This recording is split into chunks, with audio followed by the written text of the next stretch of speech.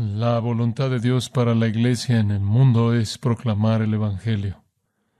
Ese es nuestro llamado. Las iglesias se han distraído, dicho de manera suave, en esta atmósfera actual, metiéndose en todo tipo de cosas que no son el Evangelio, aunque quieren llamarlas el Evangelio. El Evangelio es el Evangelio.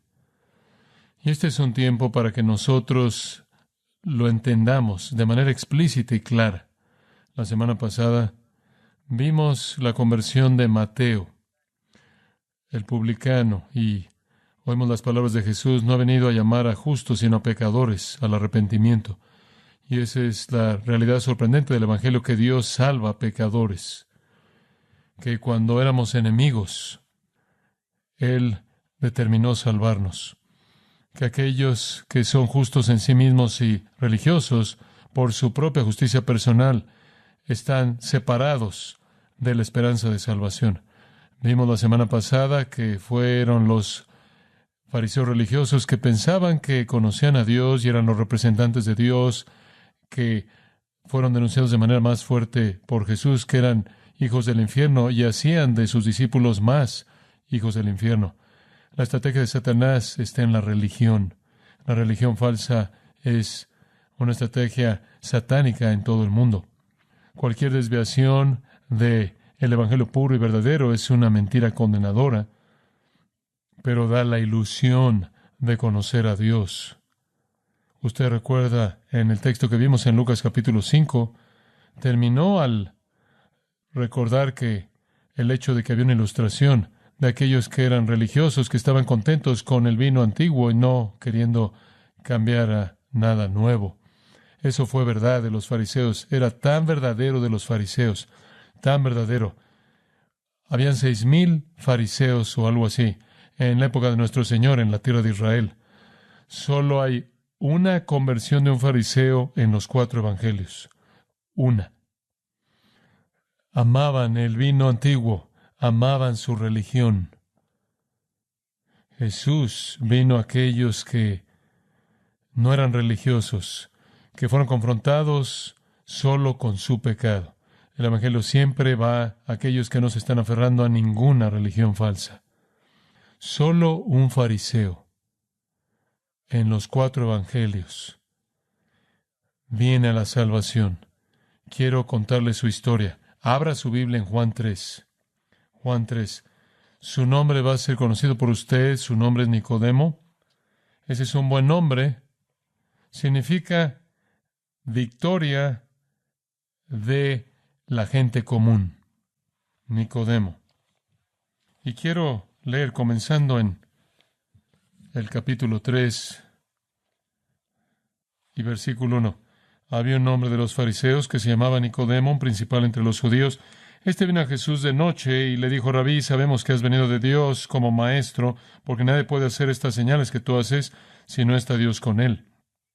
Respondió Jesús y le dijo: de cierto te digo que el que no naciere de nuevo no puede ver el reino de Dios. Ahora detengámonos ahí. Tenemos una responsabilidad como iglesia en cumplir la voluntad de Dios al proclamar el Evangelio. Y el Evangelio aquí está expresado por Jesús como los pecadores necesitando nacer de nuevo.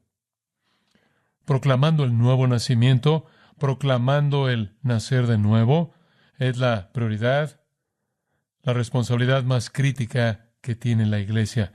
Nacer de nuevo es un término muy conocido. Libros han sido titulados Nacer de nuevo. Hay muchos libros acerca de cómo nacer de nuevo. Cubrí unos de ellos simplemente esta semana. 5 pasos para nacer de nuevo. Me viene a la mente. Cómo orar para nacer de nuevo. Un libro titulado Cómo nacer de nuevo. Todos esos son conocidos por nosotros porque la noción de nacer de nuevo es expresada de manera tan común. Es parte de la cultura popular evangélica, pero casi nadie parece entender qué es lo que nuestro Señor está diciendo. Es una idea simple, nacer de nuevo. De hecho, ahí en el versículo 12 del capítulo 3, Jesús lo llama algo terrenal. En otras palabras, una ilustración terrenal. Aquí está la verdad. Esto es tan simple que nunca debería confundirse usted por lo que significa nacer de nuevo. Aquí está una ilustración terrenal. Y si usted no entiende esta ilustración terrenal, versículo 12 dice, ¿cómo va a entender su significado celestial? Como cualquier ilustración o parábola que nuestro Señor usó, Él recoge algo muy común y simple. Si usted no puede entender la ilustración, que para entrar al reino es necesario que nazca de nuevo, nunca entenderá la realidad celestial del nuevo nacimiento. Y debe entender la realidad celestial del nuevo nacimiento porque es una verdad básica de la salvación. Es necesario nacer de nuevo. Versículo 4, Nicodemo le dijo, ¿cómo? Y veremos eso más de cerca en un momento. ¿Cómo? Si hubiera estado un evangelista ahí, hubiera dicho, repite esta oración. Podría haber dicho, toma estos pasos. Eso habría perdido de enfoque el punto entero. Y de hecho, Nicodemo estaba entendiendo el punto. Y aquí está el punto. Es necesario que nazcas de nuevo. Quizás es mejor traducido, debes nacer de arriba, anoten, debes nacer de arriba, anoten. Otras dos veces más adelante en el Evangelio de Juan es traducido de arriba. Debes nacer de arriba. Permítame decirle cuán simple es la analogía. ¿Qué contribución hizo usted a su nacimiento físico? Usted no hizo contribución alguna a su nacimiento físico, y esa es exactamente la idea en nuestro Señor al usar esta analogía.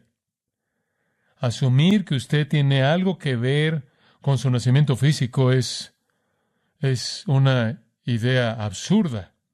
Asumir que usted tiene algo que ver con su nacimiento espiritual es igual de absurdo, es ridículo. Esa es la razón por la que nuestro Señor escogió esta analogía. ¿Por qué es tan clara? Realmente no es posible, si usted lo piensa por un momento, perder de vista lo que está diciendo. Nacer de nuevo o nacer de arriba es una obra en la que usted no tiene función alguna. Su nacimiento le sucedió a usted. No tuvo parte alguna en él. Y lo mismo es verdad en el nuevo nacimiento. El mensaje de nuestro Señor aquí es que es una obra de Dios y es totalmente una obra de Dios, lo cual inmediatamente aplasta toda justicia por obras. Toda la religión, toda la ceremonia, todo el ritual, todos los sacramentos no contribuyen en nada a la vida nueva. Es lo que los teólogos llaman monergístico. No es algo que usted y Dios hacen juntos, es algo que Dios solo hace. Usted no va a entrar al reino de Dios porque usted trata con más esfuerzo de ser una mejor persona o ser más religiosa o más moral o más filantrópica o más virtuosa. Ese es exactamente el punto que el Señor está presentando. Y observe, eso se lo está presentando a un hombre que se nos acaba de presentar como un principal entre los judíos. Y allí en el versículo 10, un hombre que es llamado el Maestro de Israel. Esta es una analogía simple terrenal en cuanto al cimiento de la salvación. Es únicamente la obra de Dios. Únicamente una obra de Dios. Esto detiene a un legalista en seco. Toda su vida, el legalista, en este caso el fariseo, y específicamente Nicodemo, estaba alcanzando el cielo o tratando de hacerlo mediante su justicia personal. Aquí nuestro Señor dice, todo es para nada, sin significado. Tu moralidad, tu supuesta virtud, inútil. Este es un momento dramático en la palabra de Dios.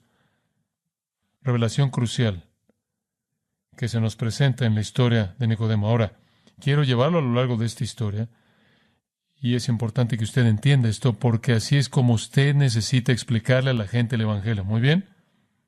Estoy tratando de enseñarle esto a usted para que usted se lo pueda enseñar a otros, para que podamos hacer lo que Dios nos ha llamado a hacer en el mundo. Y voy a decir esto. He estado aquí, como usted sabe, 51 años y nunca he visto un mejor momento en los 51 años para que seamos la iglesia y proclame el Evangelio. Es increíble. Entonces necesita saber cuál es el Evangelio si usted lo va a proclamar. Esto es más que una historia. Es una historia. Es una historia increíble acerca del único fariseo que se registra que vino a Cristo en los 4 evangelios. Presenta de manera clara que la salvación no es para aquellos que son buenos, no es para aquellos que tratan más duro, no es para aquellos que viven mejor, no es para aquellos que son más morales o más religiosos, o que dejan ciertos vicios o repiten ciertas oraciones. Usted no puede orar para que nazca usted.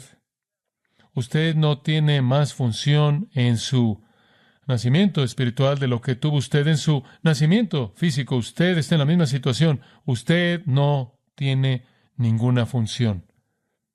Todo es una obra de Dios. Esta es una realidad aplastante para los legalistas, con toda certeza. Ahora, expliquémoslo un poco. Regresa al capítulo 2, al versículo 23. Estando en Jerusalén en la fiesta de la Pascua, muchos creyeron en su nombre, viendo las señales que hacía. Pero Jesús mismo no se fiaba de ellos, porque conocía a todos, y no tenía necesidad de que nadie le diese testimonio del hombre, pues él sabía lo que había en el hombre. Simplemente una nota pequeña aquí, por cierto, Jesús es Dios y por lo tanto es omnisciente. Nadie tiene que decirle lo que está pensando porque él lee sus mentes. Esto es omnisciencia. Y él sabía que estas personas que estaban creyendo en su nombre, viendo las señales que hacía, los milagros, no estaban expresando una fe salvadora. Ellos tenían fe en él, pero él no tenía fe en la fe de ellos. Él conocía sus corazones. Él sabía que era superficial. Si usted avanza un poco más en el Evangelio de Juan, en el capítulo 6, usted ve un retrato del mismo tipo de fe, esta fe falsa. Versículo 14, aquellos hombres, viendo la señal que él había hecho, esto es la alimentación de los miles, dijeron, este verdaderamente es el profeta que había de venir al mundo. Profeta prometido allá atrás en Génesis. Este es el profeta. Entonces creyeron por lo menos que él era el profeta.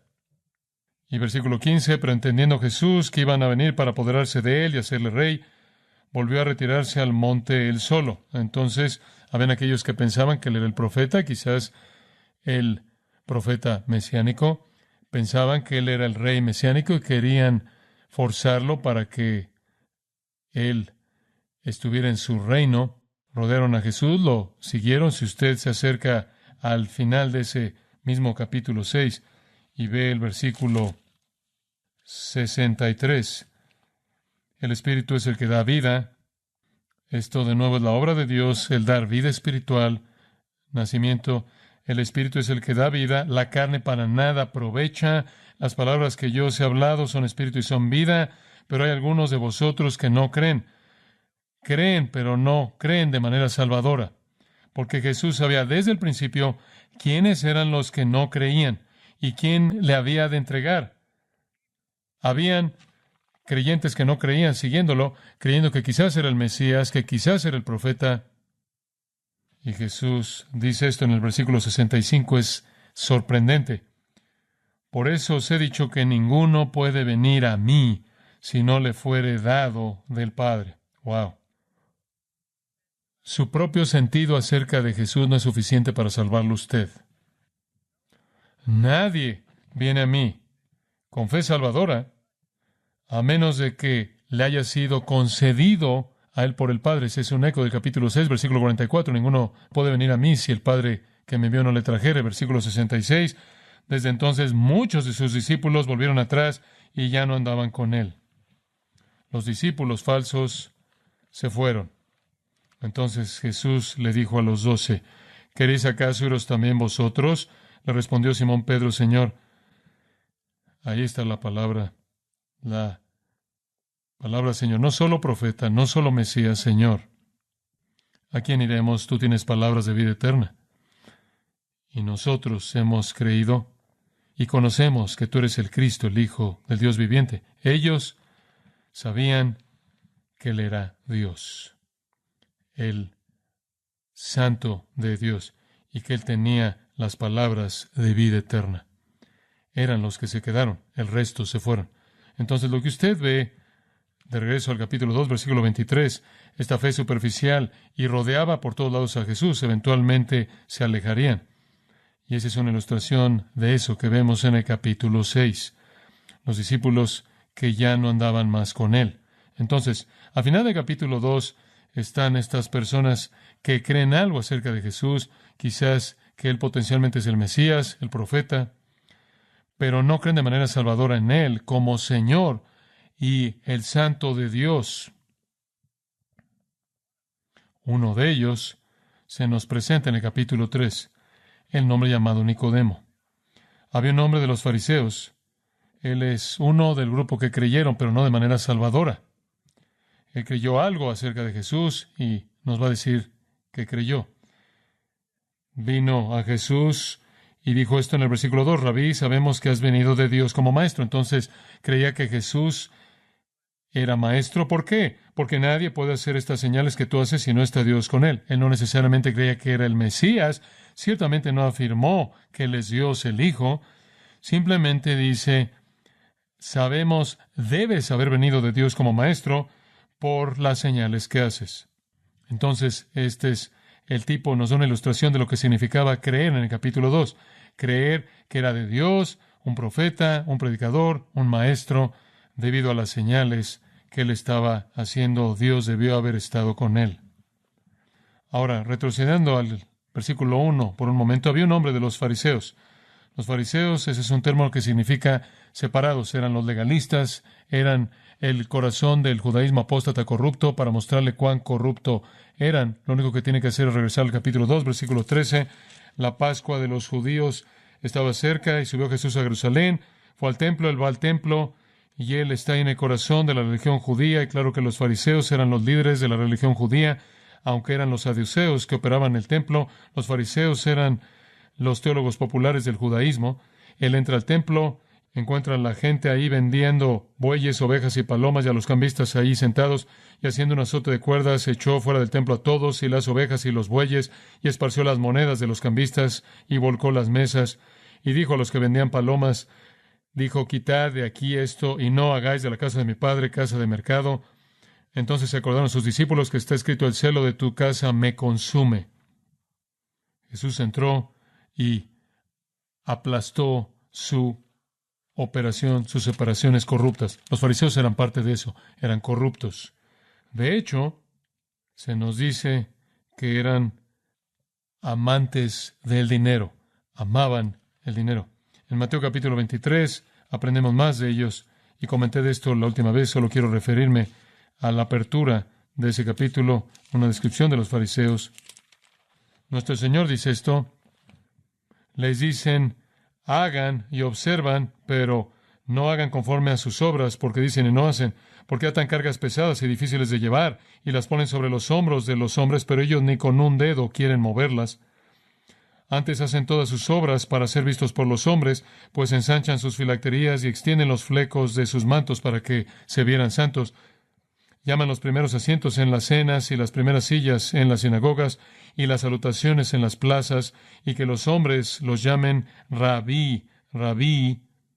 Después él sigue comenzando en el capítulo 23, versículo 13, ay, pronuncia maldiciones sobre los fariseos.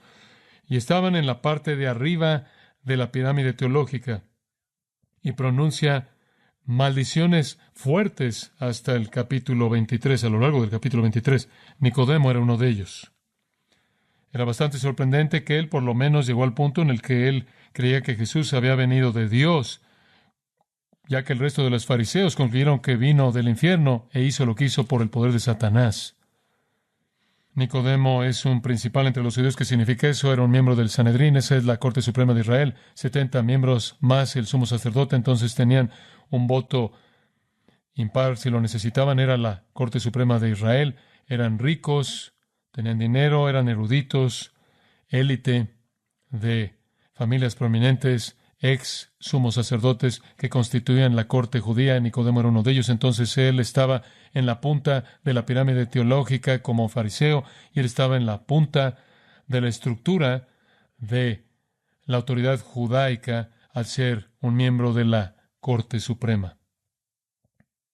Simplemente no hay mucha esperanza que un hombre tan bien ubicado en la vida, tan contento con el vino viejo, va a mostrar interés alguno en Jesús, y esa es la razón por la que esta historia es tan única, tan excepcional. No nos sorprende entonces cuando dice en el versículo 2 que vino Jesús de noche, ¿verdad?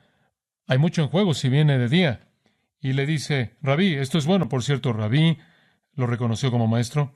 Sabemos que has venido de Dios como maestro, porque nadie puede hacer estas señales que tú haces. Él vino. Él estaba interesado, tenía curiosidad. Rabí es muy respetuoso. Las señales, él reconoce que tienen que ser hechas por Dios, no hay otra explicación para ellas. Dios tiene que estar con él. Él estuvo de acuerdo con muchos otros que no habían explicaciones posibles para los milagros que Jesús hizo. Él no está solo, porque dice, sabemos que has venido de Dios, porque es parte del grupo del capítulo 2 que creyó en algún punto hasta cierto grado.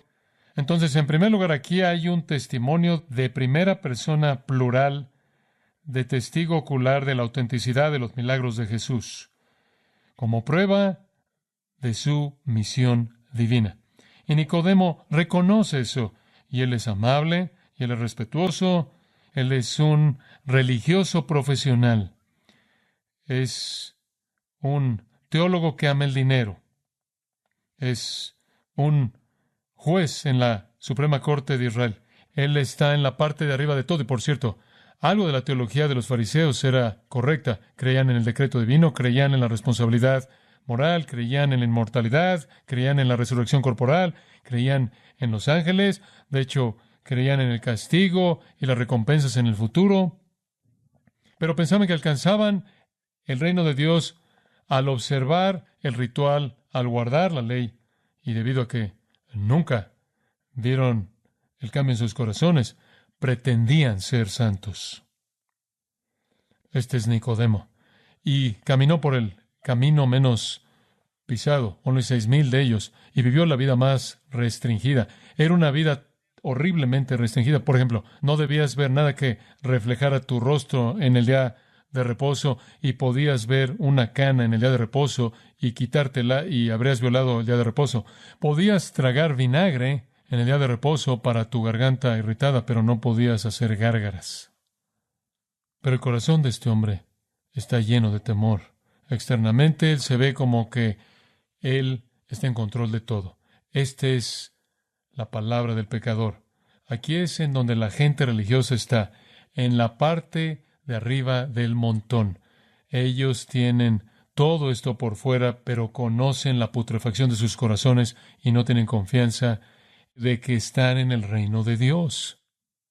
Vamos de la preocupación del pecador a la palabra del Salvador en el versículo 3. Respondió Jesús y le dijo, ¿cómo que le respondió? Ni siquiera hizo una pregunta. ¿Qué quieres decir con que respondió Jesús? Respondió Jesús y le dijo, de cierto te digo, que el que no naciere de nuevo o naciere de arriba no puede ver el reino de Dios. ¿A qué le está respondiendo? Está respondiendo a la pregunta que está en la mente de Nicodemo. Regrese al capítulo 2, versículos 24 y 25. Él conocía los pensamientos de la gente, omnisciencia.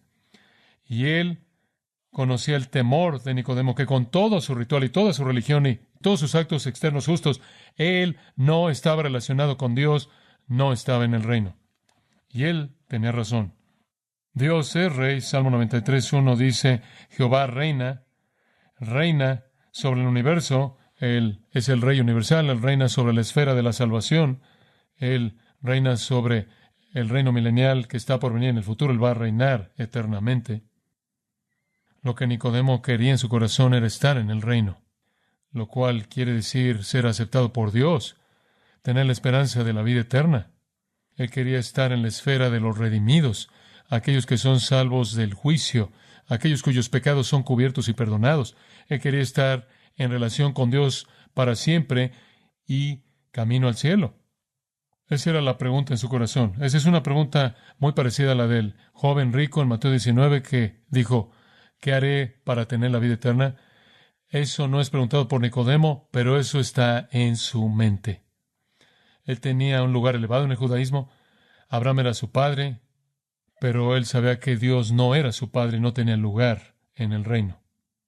La respuesta de Jesús es sorprendente. Versículo 3. De cierto te digo. Eso aparece 25 veces en el Evangelio de Juan. De cierto. Es enfático, es fuerte, significa esto es nuevo, escucha, esto es nuevo.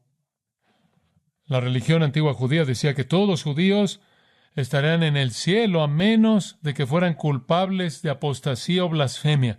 Eso se registra en el Mishnah. Entonces, al ser judío, usted ya estaba en el reino. Eso era lo que enseñaban. Pero Jesús dice, tengo algo diferente que decir de eso. Esto es nuevo. De cierto te digo, que el que no naciere de arriba no puede ver el reino de Dios. Ver quiere decir participar. Eso quiere decir que la religión es totalmente ineficaz, el judaísmo es ineficaz, incluso en su nivel más alto. Y las palabras de Jesús despedazaron de una vez y por todas cualquier supuesta esperanza en la religión. Toda la religión, combinada en su nivel más alto, es un cero delante de Dios. Toda es inútil. Para estar en el reino, necesita nacer de arriba. Y para cuando usted llega al versículo 8 en este texto, nuestro Señor habrá dicho eso 5 veces. Nacer de arriba, nacer de arriba, nacer de arriba. 5 veces. Y por cierto, Juan recogió eso de tal manera que en su primera epístola, la primera de Juan, él habla de nacer de arriba 6 veces. Y lo que nuestro Señor le está diciendo a Nicodemo es, no hay nada que añadir a tu vida para ponerlo por encima y entrar al reino, lo cual Nicodemo debió haber asumido. Mira, estoy lo más alto que puedo llegar. ¿Cuál es el siguiente paso? Y nuestro Señor dice, no hay siguiente paso. Tu religión no vale nada. No significa nada. Más bien podrías ser ateo. Más bien podrías adorar una roca. Estás tan alejado de Dios. Todas tus obras son obras muertas. No dan vida. No tienes vida espiritual. No tienes relación con Dios. Para tener esa relación necesitas nacer de arriba. Algo tiene que sucederte a ti, que es una obra del cielo. Ahora el Nuevo Testamento recoge esta realidad del nuevo nacimiento. 2 Corintios 5:17, si alguno está en Cristo, ¿nueva qué? Criatura es, nueva creación. Primera de Pedro, capítulo 1, versículo 3. Bendito es Dios y Padre de nuestro Señor Jesucristo, que según su grande misericordia nos hizo nacer de arriba para una esperanza viva por la resurrección de Jesucristo de los muertos. Más adelante en ese capítulo, versículo 23, siendo renacidos, nacidos de arriba, no de simiente corruptible, sino de incorruptible, por la palabra de Dios que vive y permanece para siempre. Nuevo nacimiento. Tito 3 dice lo mismo. Pero vea por un momento Santiago 1. Santiago capítulo 1, en el versículo 17 y 18. Vamos a apurarnos en esto. Toda buena dádiva y todo don perfecto. Eso incluiría obviamente un lugar en el reino, la salvación. Desciende de lo alto. Toda buena dádiva y todo don perfecto desciende de lo alto, del Padre de las luces, un título antiguo judío para Dios, quien es el creador de la luz, en el cual no hay mudanza ni sombra de variación. Él, de su voluntad, nos hizo nacer por la palabra de verdad. ¿Escuchó eso? Eso es inequívoco, es claro. Toda cosa buena dada, y la salvación, y la vida. Nacer de arriba es una de esas cosas buenas. Es un regalo perfecto. Viene de arriba, desciende de aquel que creó la luz. Y en el ejercicio de su voluntad nos hizo nacer. Él nos dio vida. Las epístolas del Nuevo Testamento reconocen esto. Efesios 2, estaban muertos en pecados, pero en Cristo se les dio vida. Entonces, esto es algo a lo que usted no contribuye. Esto es sorprendente. Esto es sorprendente. Y Nicodemo entiende, versículo 4. Él sabe que Jesús está hablando en ilustración terrenal para presentar un punto espiritual. Nicodemo le dijo, ¿cómo puede un hombre nacer siendo viejo? ¿Puede acaso entrar por segunda vez en el vientre de su madre y nacer? Él deliberadamente, en cierta manera, está haciendo algo torpe. Él dice, bueno, esto es ridículo. Estás diciendo que necesitan nacer de nuevo. Nadie hace eso. Nadie puede nacer de nuevo. Él entiende el lenguaje figurado que se usaba de manera tan común por los rabís y los maestros, y él entiende la analogía. Y su punto es inequívoco y claro. Jesús está diciendo, es imposible. Eso es lo que Jesús está diciendo. ¿Quieres estar en el reino? Es imposible. Ninguna contribución que has hecho o harás te coloca en el reino. Tienes que nacer de arriba. Tiene que descender del cielo. Esto es lo que es tan nuevo. De cierto, de cierto. Esto realmente es nuevo. En tu sistema legalista nunca has oído algo así. ¿Cómo puede suceder eso? Es imposible. Es imposible. Él no le dice, bueno, eres un buen hombre, un hombre muy religioso, simplemente en cierta manera haz esto, repite esta pequeña oración. No, tú estás en cero, en cero. Aunque estás ahí arriba en la estratosfera religiosa, pero con Dios estás en cero. Y necesitas nacer de arriba, y esa es una obra de Dios. Entonces Nicodemo dice, ¿cómo? ¿Cómo es que eso pueda suceder? Eso es imposible. Yo no puedo hacer nada para contribuir a mi nacimiento. Versículo 5 respondió Jesús, de cierto te digo, lo vuelve a decir, porque esto es nuevo. El que no naciere de agua y del Espíritu no puede entrar en el reino de Dios. El que no naciere de agua y del Espíritu, ¿qué es eso? He oído todo tipo de respuesta a esa pregunta. Que el agua es el nacimiento humano porque la fuente de una mujer se rompe y eso se refiere entonces al nacimiento humano. Bueno, ese es un coloquialismo moderno que no existía en el hebreo. Entonces no está hablando de que a menos de que nazcas físicamente y espiritualmente, esa será una afirmación ridícula porque ya había nacido físicamente. Algunas personas dicen, no, el agua es el bautismo y el bautismo es esencial para la salvación. Nicodemo no habría conocido nada de que se rompiera la fuente. Esa no era una expresión coloquial en su lenguaje y no habría sabido nada del bautismo cristiano porque aún no había sido implementado. Cuando Jesús le dice a Nicodemo, el que no naciere de agua y del Espíritu, no puedes entrar en el reino de Dios. Nicodemo debería haber sabido de qué estaba hablando. Él debería haber sabido. Usted vaya al versículo 10. Jesús le dice, ¿eres tú el maestro de Israel y no sabes esto? ¿Es posible que tú eres el maestro en Israel y no entiendes estas cosas? Supuestamente eres el experto del Antiguo Testamento y no sabes que la salvación no es cuestión de algo que haces, sino que es cuestión de algo que Dios hace al darte vida. ¿Te acuerdas de Ezequiel 11?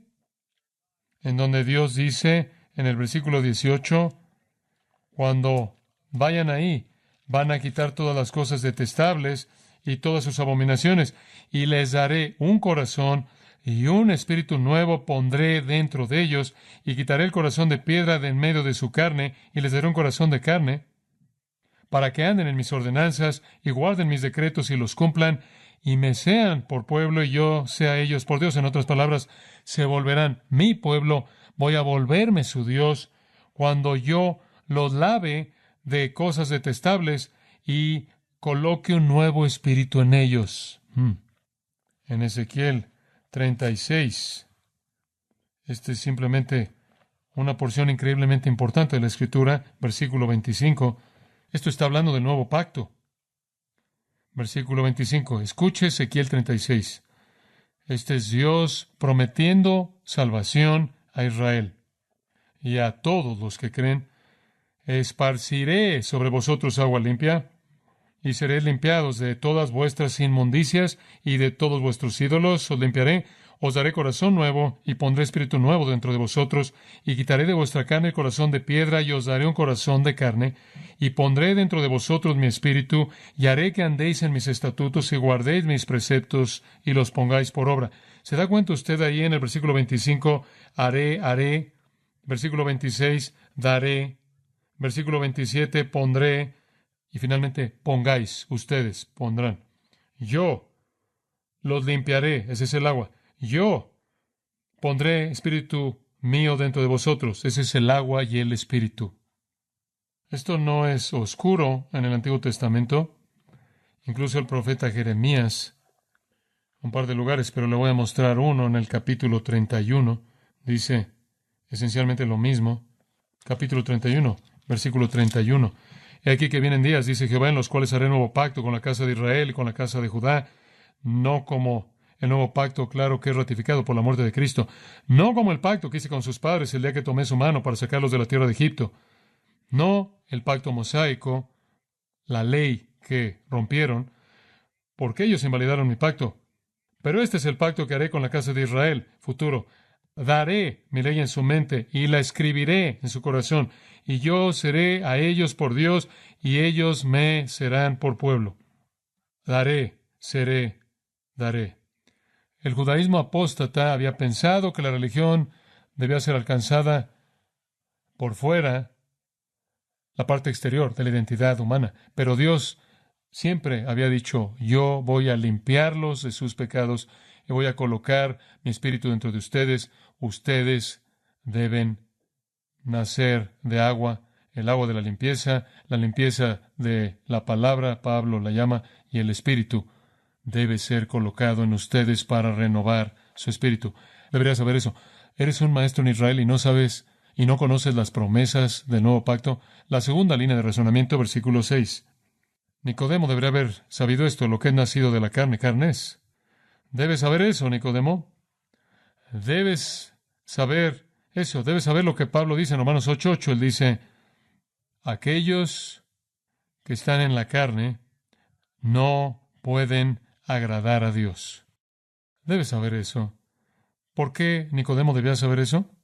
Bueno, si usted regresa a Génesis, mi espíritu no contenderá siempre con el hombre, porque es carne, es carne.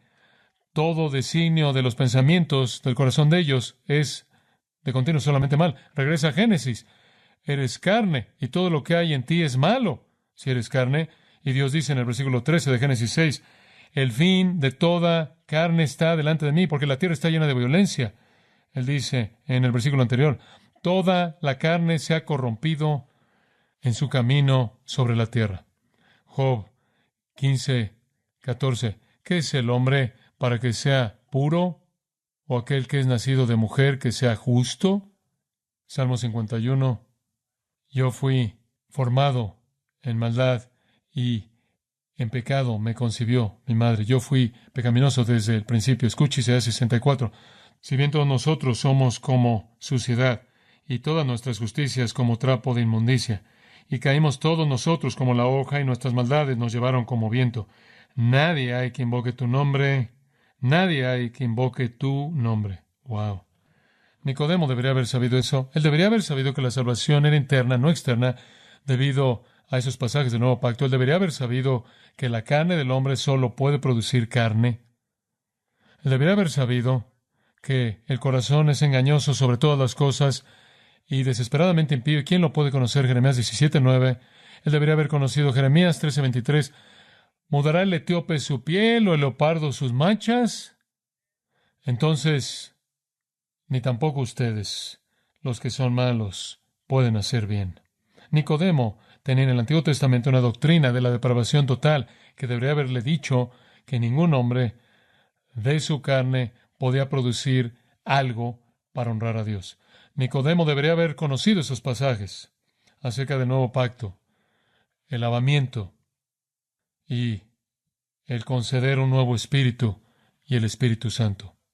Entonces Nicodemo Ve al versículo 7. No te maravilles de que te dije, os es necesario nacer de nuevo. No, debería sorprendente. Todo estaba ahí. Y tú supuestamente eres el maestro en Israel. Deberías haber sabido esto. Entonces, vemos la preocupación de Nicodemo. Y oímos las palabras del Salvador. Y después finalmente llegamos a la obra del Espíritu. Versículo 6. Lo que es nacido del Espíritu, Espíritu es. Versículo 8. El viento sopla de donde quiere y oye su sonido, mas ni sabes de dónde viene ni a dónde va. Así es todo aquel que es nacido del Espíritu. Entonces ahora sabemos que este nacimiento no es algo en lo que nosotros participamos con Dios para lograrlo. Es algo que desciende del cielo. Dios lo hace y es una obra en particular del Espíritu Santo. Y es una obra tan soberana, versículo 8 dice, que es como el viento. Aquí hay otra ilustración terrenal. El viento sopla de donde quiere y oye su sonido, mas ni sabes de dónde viene ni a dónde va. En otras palabras, no puedes controlar el viento. El viento es de arriba. Es invisible, es irresistible, es incontrolable, es impredecible, y así es la obra del Espíritu. Y así como el viento depende de Dios y es irresistible, así también el nuevo nacimiento depende de la voluntad de Dios e igualmente irresistible. Lo que él está diciendo aquí es, no repite esta oración y vas a nacer de nuevo. Él dice, bueno, esta es la obra del Espíritu. Todo esto es de Dios y Dios lo hace cuando Dios quiere. Y tanto Ezequiel como Jeremías fue daré, daré, pondré, pondré, todo la obra de Dios. Nicodemo dijo en el versículo 9, ¿cómo puede hacerse esto? ¡Wow! ¡Wow! Él había sido instruido. Probablemente esta es una representación resumida de horas de conversación. Había sido instruido de nuevo a partir del Antiguo Testamento de carne, produciendo carne. Entonces había escuchado de los labios del Señor mismo la doctrina de la depravación humana, que hacía claro para él que no había manera posible en la que la carne pudiera agradar a Dios. Y después se le había dicho que toda su religión resultaba en cero y él necesitaba nacer de arriba, y eso no era lo que él podía hacer. Esta es la condición verdadera del pecador, totalmente depravado, incapaz, indispuesto y completamente dependiendo de la misericordia de Dios. Entonces Jesús le dice en el versículo 10, ¿eres tú el maestro de Israel y no sabes esto? ¿No tienes una doctrina de depravación total? ¿No entiendes la carne?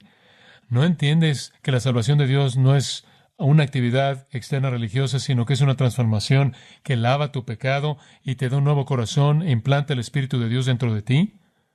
Esto no debería haber sido nuevo, pero el hecho de que Jesús dice 2 veces desierto, significa que se lo estaba trayendo a Nicodemo como algo que realmente nunca había conocido. ¿Cuál es el problema de Nicodemo? Versículo 11. Desierto, otra vez. Hay algo nuevo otra vez. Te digo que lo que sabemos hablamos y lo que hemos visto testificamos y no recibid nuestro testimonio. Si os he dicho cosas terrenales y no creéis, ¿cómo creeréis si os dijere las celestiales? Él dice, tú no eres un creyente, Nicodemo, ese es el problema. Tú no eres un creyente. Tú ni siquiera entiendes estas cosas. He tratado de darte ilustraciones terrenales, pero tú no pasas de la ilustración terrenal a la realidad celestial. El problema es que no crees en mi testimonio. Versículo 11 indica que Nicodemo no es un creyente verdadero. No recibís nuestro testimonio. Versículo 12, no creéis. Ese es tu problema, no crees. Versículo 13, nadie subió al cielo, sino el que descendió del cielo, el Hijo del Hombre. Y como Moisés levantó la serpiente en el desierto, así es necesario que el Hijo del Hombre sea levantado. Y él está hablando de su cruz. Para que todo aquel que en él cree no se pierda, mas tenga vida eterna. Entonces, hay una realidad que se aplica al pecador. ¿Y qué es lo que el pecador debe hacer? ¿Qué? Creer. Creer. Esto es simplemente asombroso. Este es un hombre que ha trabajado su vida entera para entrar al reino, de manera religiosa, moral. Y él no está adentro, ni siquiera está cerca. Y con todo ese mérito Jesús dice en el versículo 15, todo aquel que en Él cree, en el Hijo del Hombre, tendrá vida eterna. Estas son literalmente las peores noticias posibles para el legalista definitivo. Has desperdiciado tu vida. Toda tu justicia es ¿qué? Trapos de inmundicia. Pablo lo llamó excremento. Él era el único otro fariseo que da su testimonio en la Escritura. Esto es simplemente aplastante para la gente que está tratando de ganarse la entrada al cielo. Y peor, no solo no están en el reino, sino que Dios le ofrece el reino a aquellos que no han hecho nada para ganárselo. Y estamos de regreso a donde estábamos la semana pasada, ¿verdad? No vino a llamar a justos, sino a quienes, a los pecadores al arrepentimiento. Todo aquel que cree, ¿por qué? Porque de tal manera amó Dios al mundo que ha dado a su Hijo unigénito, para que todo aquel que en Él cree no se pierda, mas tenga vida eterna. El versículo más conocido en la Biblia. Ustedes sabían que íbamos a llegar ahí, ¿verdad? No veas a Moisés, no veas a Abraham, no veas al templo, no veas la ley, ve a Jesús. Ve a Jesús. Porque no envió Dios a su Hijo, versículo 17, al mundo para condenar al mundo, sino para que el mundo sea salvo por Él. El que en Él cree no es condenado, pero el que no cree ya ha sido condenado porque no ha creído en el nombre del unigénito Hijo de Dios. Vaya al final del capítulo, versículo 36. El que cree en el Hijo tiene vida eterna, pero el que rehúsa creer en el Hijo no verá la vida, sino que la ira de Dios está sobre él. Versículo 12, cree. Versículo 15, cree. Versículo 16, cree. Versículo 17, indica que la salvación viene mediante Él. Al que versículo 18, que cree. Usted no puede ganarse su salvación. Entonces, ¿qué hay acerca del resto de la historia? No vemos ningún comentario ahora de Nicodemo. ¿Qué pasó? ¿Qué pasó? Bueno, vayamos al capítulo 7. Le voy a dar el resto de la historia brevemente. Entonces, versículo 40, hay conflicto entre la multitud por Jesús. Algunos decían, Él es el profeta, otros decían, es el Cristo, otros de Galilea de venir el Cristo. Estaban discutiendo por la identidad de Jesús, que no vendría de Galilea. ¿No dice la Escritura que del linaje de David y de la aldea de Belén? Hubo entonces disensión entre la gente a causa de él, y algunos de ellos querían prenderle, esto es, arrestarlo y quitarle la vida. Pero ninguno le echó mano. Los alguaciles vinieron a los principales sacerdotes y a los fariseos, y estos les dijeron, ¿por qué no les habéis traído? ¿Por qué no simplemente lo arrestaron? Los alguaciles respondieron, jamás hombre alguno ha hablado como este hombre. Entonces los fariseos le respondieron, ¿también vosotros habéis sido engañados?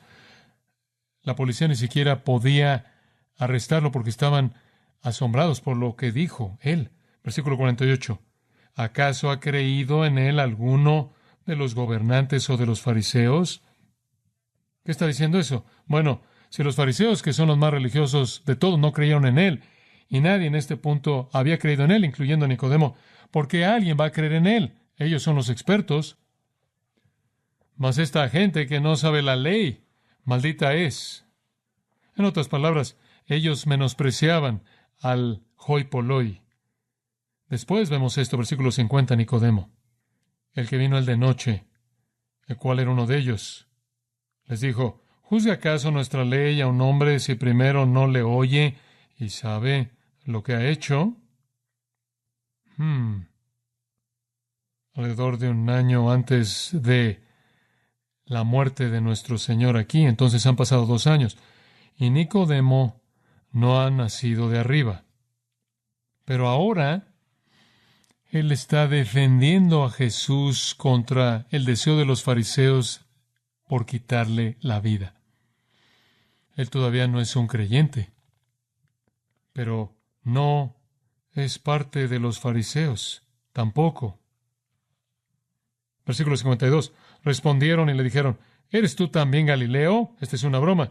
Escudriña y ve que de Galilea nunca se ha levantado profeta.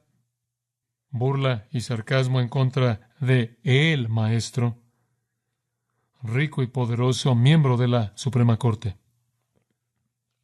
Han pasado 2 años y ahora él está defendiendo a Jesús.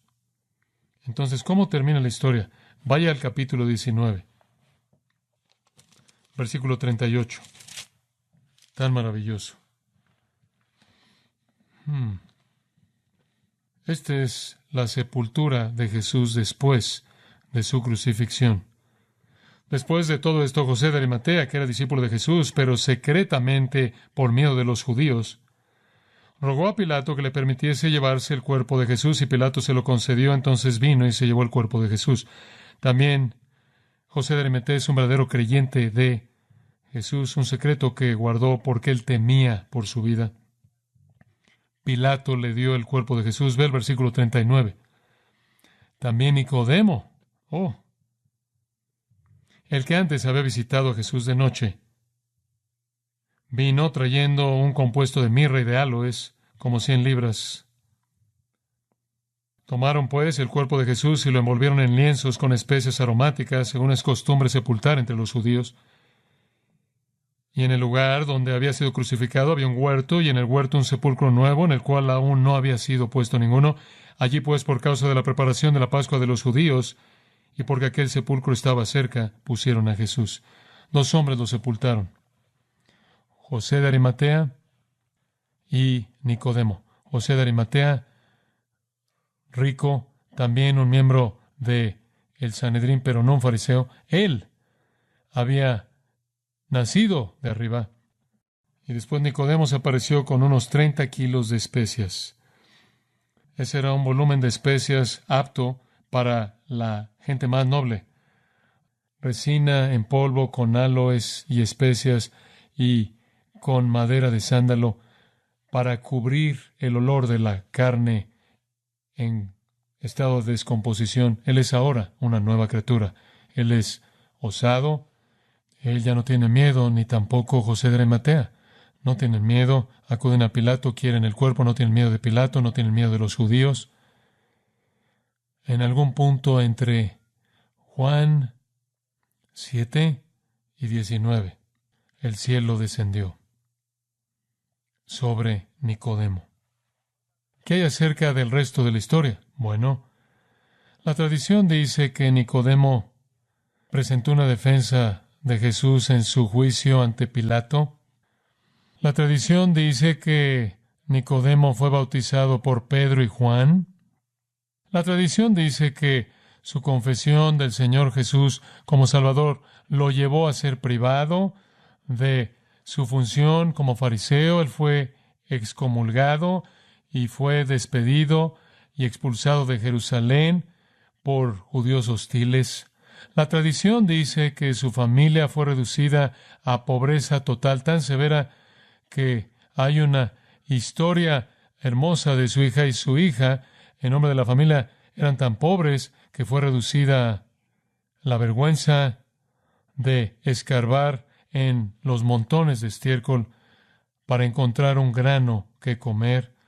La hija de Nicodemo es abordada por un rabí que lo ve buscando semillas en un montón de estiércol y le pregunta quién es ella. Y ella respondió: yo soy la hija de Nicodemo. A lo cual el rabí supuestamente dijo: ¿qué le pasó a tu padre? Y la niña dijo: él siguió a Cristo y fue expulsado. Y el rabí se rehusó a ayudar. Fodio, unos 4 siglos después, se refiere a un documento antiguo que registra que Nicodemo fue martirizado por su devoción a Cristo al ser golpeado hasta la muerte por una multitud. Ahora esa es la tradición. Tengo buenas noticias para usted. Pregúntele cuando llegue al cielo. El cielo desciende y Dios hace que los pecadores sean nuevos. Es un milagro divino. No contribuimos en nada. Lo único que podemos hacer es creer, ¿verdad? Clame a Dios: Señor, dame fe. dame vida. No es una oración en fórmula que usted repite. Clame al cielo. Que Dios le conceda a usted vida y arrepentimiento y fe. Padre, te agradecemos por el tiempo en el que hemos podido estar juntos el día de hoy.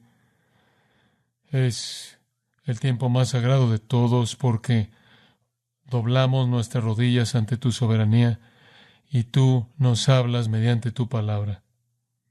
Te agradecemos porque tú salvas a pecadores, no en base a algo que ellos hayan hecho, sino que cuando reconocen que están totalmente muertos y llegan al punto de bancarrota absoluta y pobreza y claman como el publicano, Dios se propicio a mí, pecador. Que todo pecador, toda alma, toda mente reconozca que viviremos para siempre en el reino de la luz, el reino del cielo, el reino de Dios o el reino de las tinieblas, el reino del infierno, pagando una deuda interminable, y que el reino solo está disponible para aquellos a quienes tú das vida de arriba. Lo único que el pecador puede hacer es golpear su pecho y decir, Dios, sé propicio a mí, pecador. Concédeme vida, concédeme fe, concédeme arrepentimiento. Tenemos la promesa que todo aquel que viene a ti, tú nunca le echarás fuera. Esos impulsos para venir a ti son impulsos que tú inicias.